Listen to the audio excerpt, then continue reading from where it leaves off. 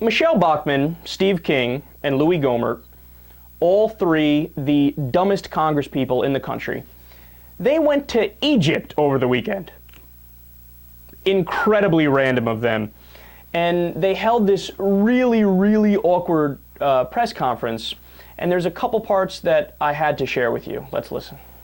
I want to the people of Egypt that I, as a member of Congress, will stand strong in support of continuing military support for the United States support financially to stand for the military in Egypt.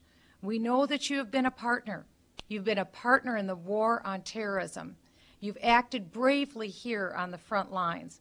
And we want to make sure that you have the Apache helicopters, the F-16s, the equipment that you have so bravely used. So she's saying she's in favor of the $1.3 billion that you and me and the U.S. taxpayer gives the Egyptian military. So I have two thoughts on that. Number one, how Christian of you. I mean, you're actually just giving money that goes directly to the Egyptian military, and then they give it right back to our defense contractors to give them more guns and weapons and things that are used to fight wars. But Michele Bachmann's like uber Christian, right? Yeah, just like Jesus would be in favor of, giving $1 billion so people can fight wars. How Christian of you, Michele. But then also, how conservative of you.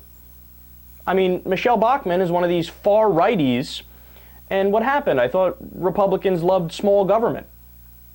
This is the opposite of small government, giving $1.3 billion of our hard-earned money to a foreign military?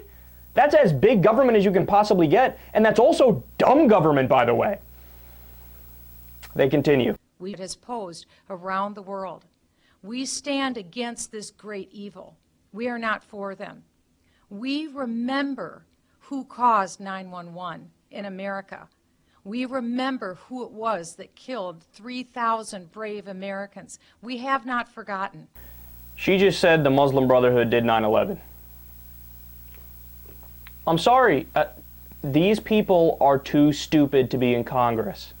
You can't do that, man. You can't do that. You can't just go around saying shit like that if you're a politician. You have to know what's right and what's wrong. I mean, do you realize with how reckless these guys run their mouths and how little they know about history, they can cause some serious problems. I mean, there was a story that I didn't bring up on the show, but I read about it about a month ago, probably a little less than that, where in Egypt, on certain TV channels, they were playing clips of Representative Louis Gohmert, and he was factually incorrect about what he was saying, but they were using that as propaganda to help spur continued fighting.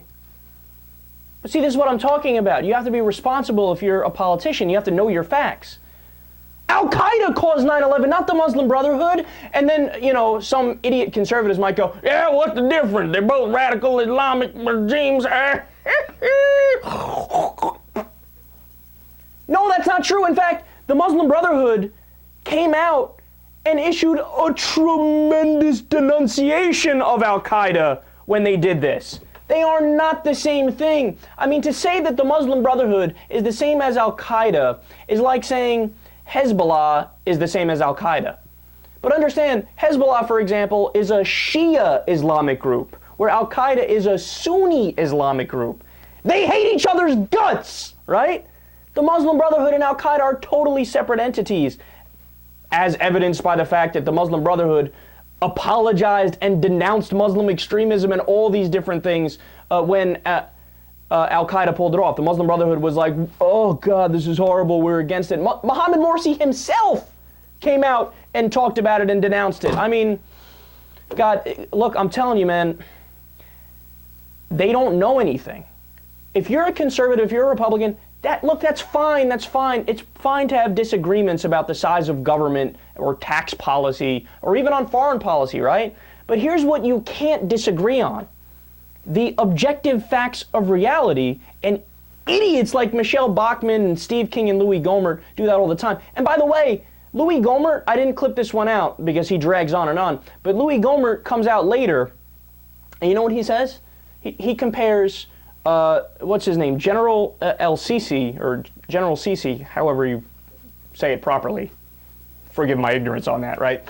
And he praises him and compares him to George Washington. You know what General Sisi did?